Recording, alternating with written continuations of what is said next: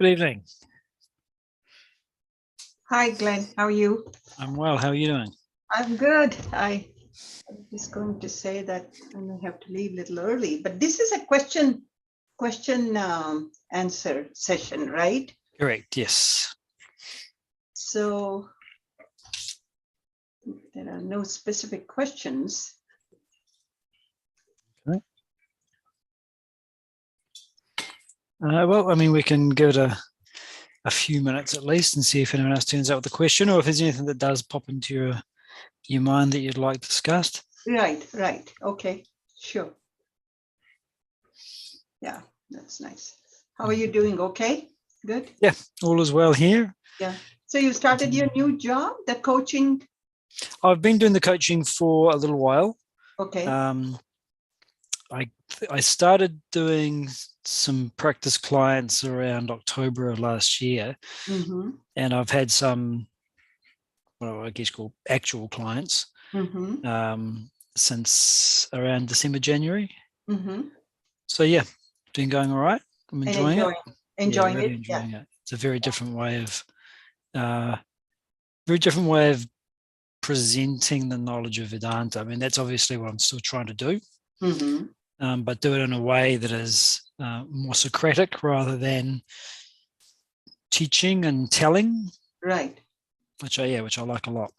Yeah. Wow. So you've been busy then, right? Been busy, less busy with the actual coaching and more with setting up the coaching business and completing my course requirements. So in fact, today was the day that I sent off the very last of my course requirements. And so that's been where I've spent most of my time and attention, and I've got some other bits and pieces to do for, looking for people to do some branding work and some website work and all that kind of thing. Yeah, wow, that's great. I know it's been almost 2 years since you. Yeah. Well, it's about a year and a half since I left. A year and a half, yeah. Yeah, September. Yeah. Time flies. Oh yes, very much. So we might as well do the things, right? Yeah, do the things, man. That's it. Yeah, not the thing is, that might maybe lead me to the question which I had not thought, but just popped up into my head. Yeah. That, the time, of course, marches on, but then you get into this routine, you do stuff, and after a while, how do you create interest, enthusiasm in the, you're going through all the motions, and it's normal, when you start something beginning, it's very exciting, and then to maintain such a thing, and also to start something is also hard. Yeah. So in terms of maintaining enthusiasm for something, it's not so much that you create enthusiasm, right, but rather that you have to find what makes you enthusiastic. Like you have a natural set of tendencies, the vasanas we talk about. And so the question will be put back onto the individual and say, well, what is it that you do find interesting? What is it that you do find inspiring? And then it's a matter of attempting to create that environment in your day-to-day activities. And if you find that what was once interesting and inspiring starts to become less so, then it's a matter of self-reflection. What was it that made it interesting and exciting and it gave me enthusiasm at the outset? Where is that thing now? Why is it not there? And what can I do to generate it? So it's a matter of understanding what gives you enthusiasm. Where does my enthusiasm come from? And to an extent, we've all got some similarities. We all have a sense of enthusiasm, for example, when There is a sense of meaning and purpose in what we're doing. There is, according to varying degrees, the enthusiasm that comes from seeing the accomplishment of tasks, from getting positive feedback from the environment. But more specifically, you've got to find things that make you interested in engaging in the activity. I like doing this because. And if the activities you've chosen don't have any of those things, then it means that perhaps you need to start looking at the activities and the environments you've chosen and seeing if they are the correct ones for you. And if you can find ways to bring that into your activities.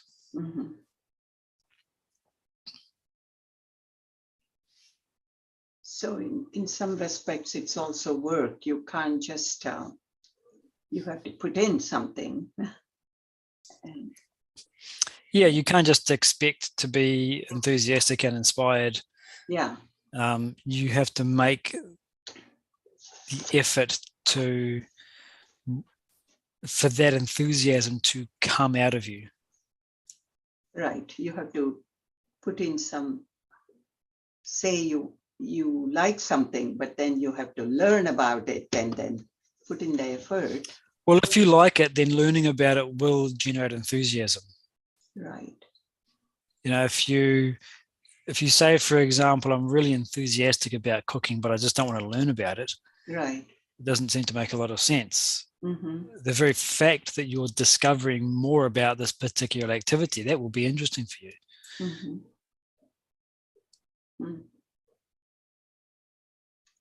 Yeah, it's interesting. Yeah.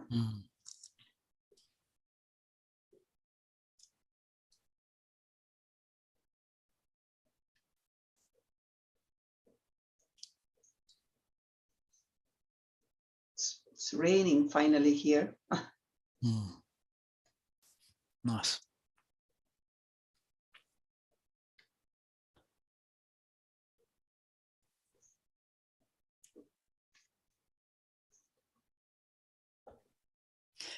The other thing to look at is to look at your overall activities. So you don't want to just compartmentalize and say, I'm not particularly enthusiastic in my work. Where in your life do you have that sense of enthusiasm and excitement and interest? Because if you say have this hobby that you really enjoy and you have this social group that you like being with and other activities that do inspire and make you enthusiastic, you'll carry that with you into other areas of your life. So even if your work is something that doesn't particularly inspire you, for example, you won't feel that you're living a dull, uninspiring life because you've got these other areas that do inspire you. And so you'll carry that inspiration into your workplace. So it's a matter of looking at all of your life's activities, the whole footprint of what you do, and asking yourself, am I taking some kind of risk? Am I putting in some kind of effort to find the enthusiasm and the excitement of life that I know is there?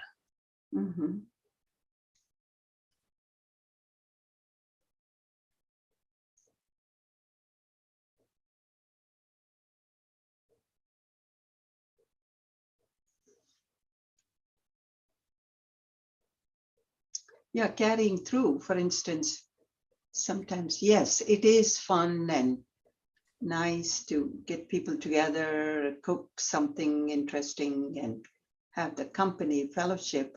And I know I have gone through this sometimes. Then when I think of, oh my God, all this shopping and cooking that I have to do, I'll do it another time. You know, you just talk yourself out. But when you somehow go ahead and do it, it does seem very worthwhile. Yeah. even though you have worked hard, and in a way, you're not doing it for anybody else, you're doing it for yourself. So those are the things to think ahead if you tell yourself, okay, I don't, you know. Yeah, why am I doing this? Yeah. What am I doing it for? And yeah, you say, I'm doing this for the fellowship. Yeah. And the other aspect is to, yeah, and you gave a really good example. If there are things that are dampening your enthusiasm, Right. can those things be diminished?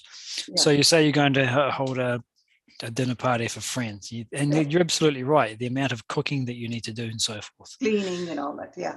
So you might say to people when you might have a handful of people that you invite, can you bring some food? Very simple solution. Right. But the idea is that you're diminishing the amount of stuff that you know acts as a barrier.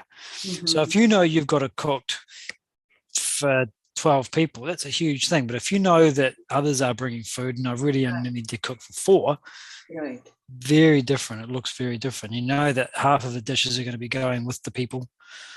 They're not, So the things that, so it's again, you bring up a really good point, because as much as it's important to identify the things that do inspire enthusiasm, Mm-hmm. it's important to identify and recognize the things that dampen it. Mm-hmm. And look, we talk about likes and dislikes, and in any environment, there's going to be things that do cater to you and don't cater to you. Mm-hmm. So you have to accept that to a degree, but you also have the ability to manage your environment intelligently, mm-hmm. so that you don't have to face unnecessary challenges. Life's going to present enough. Mm-hmm. You don't need to go looking for extra. Right. Yeah. So yeah, a lot of this is boiling down to what we've talked about a lot in different contexts, which is understanding what your needs are, Mm-hmm. your own specific nature.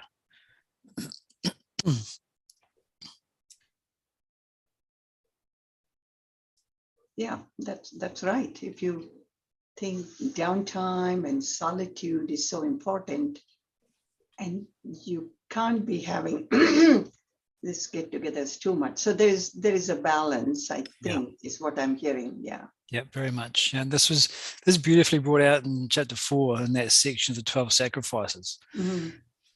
There's a portion there where he talks about regulating life's activities, giving us energy. And so exactly as you pointed out, company, solitude, company, solitude. Every person has their own natural balance. Right. Work, rest, entertainment, seriousness, exercise, sleep. Right. All of the things that we do in life are necessary for us. Right. But the opposite of each of those is as necessary. And if we spend too much time in solitude, we get isolated and depressed. Right. If we spend too much time in company, then we don't get that restfulness and that self-reflection time. So both are necessary. Mm-hmm. And it's different for different people, right? Some people need quite a bit of social interaction, and some people it's not that much. Okay. Yeah, everybody's needs are different. Different, yeah.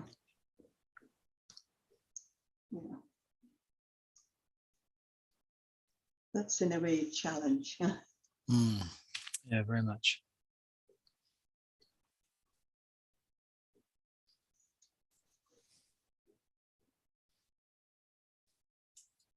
Yeah, that's what I think. To me, I'm very impressed. Like in the Vedanta Circle group, I mean, including Swamiji, Sanandaji, they're doing the same thing over and over for years. Yep.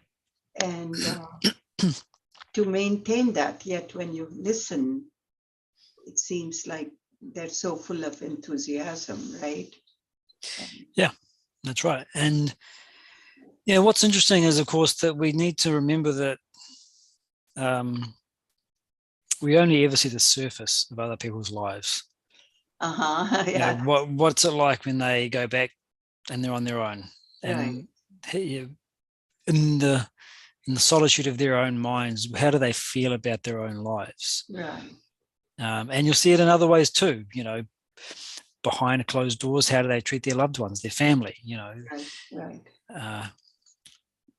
So it's always important to remember that what we see on the surface is not always an indication of what's going on underneath. Right. But yeah, the point that you're making is really valid, that you can see people who have continued to do a very similar thing for a long time and they're still enthusiastic about it. And you can use other people, sports people. You're right. Someone gets into the sport in their teens and they're in their 60s and they're still engaged in it. Maybe they're not playing it as much, Right. but they're an administrator or they're a coach or they're a commentator or a sports writer. Right. They still love it as much because it's really their nature. So they've found something that really matches with their tendency. Mm-hmm. And that's why it's so important to do that. And again, if you can make it your work, that may be a great option. But we shouldn't be limited to thinking, well, my career and my job has to be my passion. Right. There's actually a potential downside to that attitude. Right. One is that you feel like a failure if you can't make your passion your career. Mm-hmm. But the other is that the moment you make your passion your career, all of a sudden it comes with the burden, well, I have to be successful, otherwise I can't feed myself and my family. Mm-hmm. And so what used to be joyful to you because you did it for the same reason that the bird sings, now carries a burden because now you're not doing it because you love it. You're doing it because if I don't, then I can't pay my mortgage. And so the whole thing gets colored in a way where it actually drains the enthusiasm out of it. Mm-hmm. So I guess the point that I'm saying here is that it is important to do something just because of the love for it. Mm. The love that you have for it is reason enough to do it. Mm-hmm. You don't need to be a success at it. You don't need to grow at it. You naturally will grow at it just because you'll continue to put in your attention. But there's nothing outside of the activity that is necessary to justify it. It's all intrinsic. So it's important to find something along those lines and include it in your life. And sometimes, at least it's true for me, sometimes just doing it, just the routine and focusing on something is good too, Yep. There's no superlatives. It may be just the routine. That's also you're grateful. Yeah.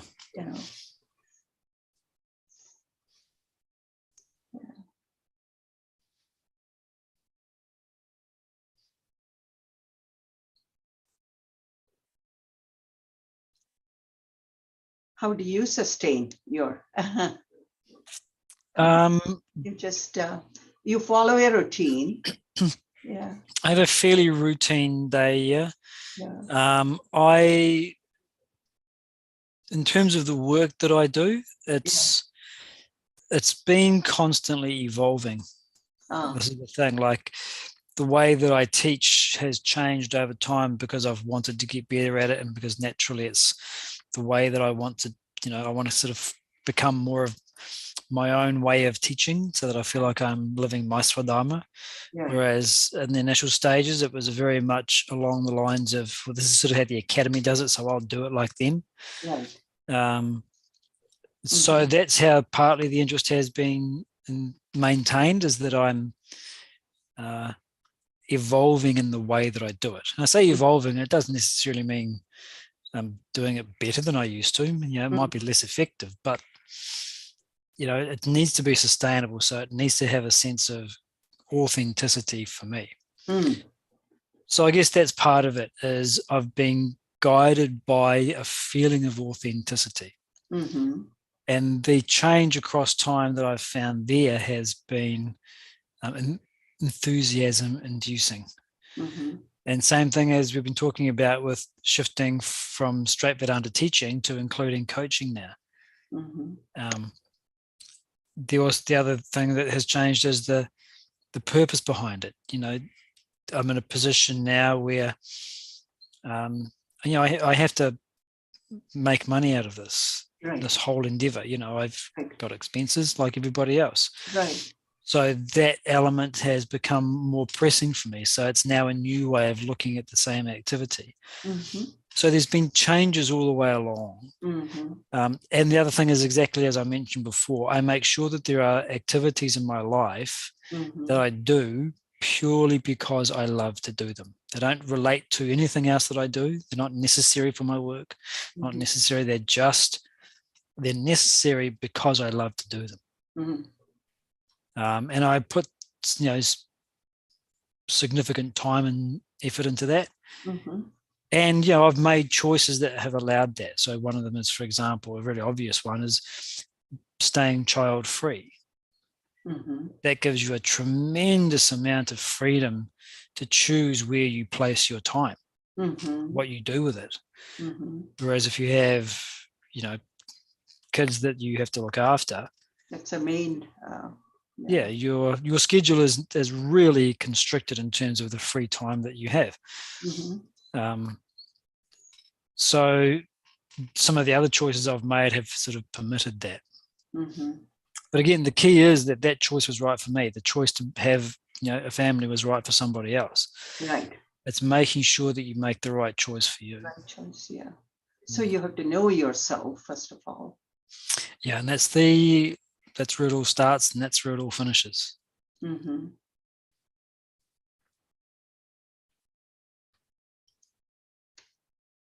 Yeah.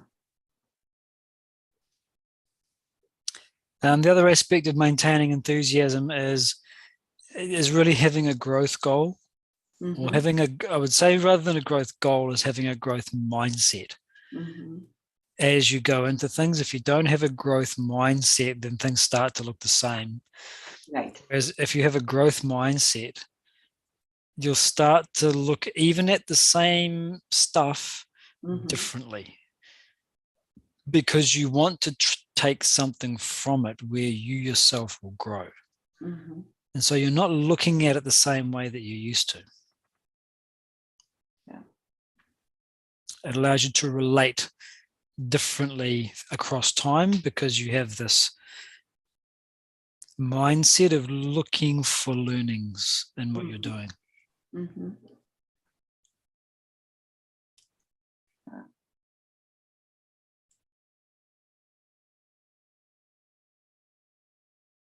Yeah, that's why it's art and skill, of course. Yeah. And there's some amount of, I think, not depending on, others, what they think or that should be there. Yeah, a huge amount needs to be there. Because it's tough, because we are all, still, we all want to be accepted by the group. And that's a natural part of being a human. Right. Without that urge to be accepted by the group, we wouldn't form groups. Right. And if we don't form groups, we don't survive. Right. So the urge to be accepted as part of a tribe or a group is a survival instinct that we all need. But it does need to be, again, balanced with, as important as it is to be accepted into a group, I cannot sacrifice my own autonomy and authenticity for it. And so it's knowing, again, where that balance lies. Right. And the other aspect of that, of course, is that we often completely misrepresent how others are going to receive us. We might think that if I do this thing and others don't understand it and they don't accept it, then I'll be, thrown out of the group. Nothing of the sort may happen.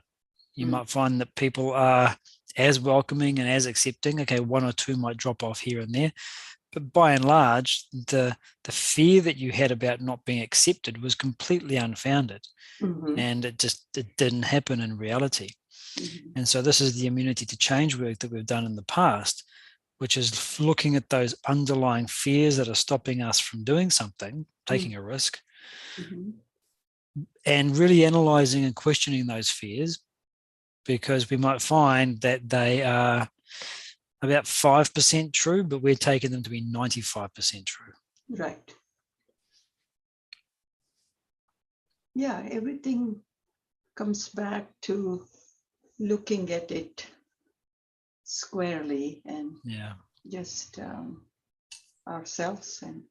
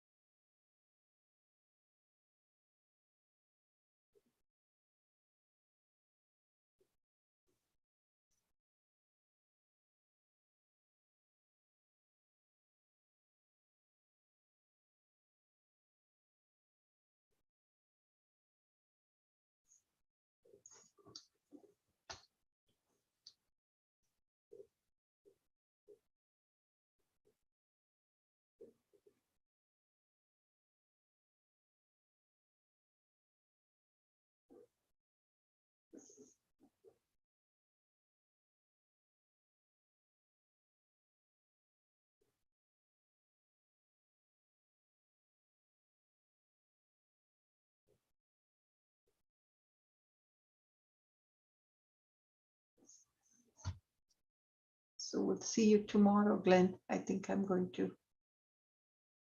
Very good. planning to leave a little early. Yep, that's great. Thanks for the question. It was a nice little discussion about that. Nice little discussion. Thank you. And I'm glad to hear your courses are going well. And yeah, thank you. okay. Good All right, night. take care.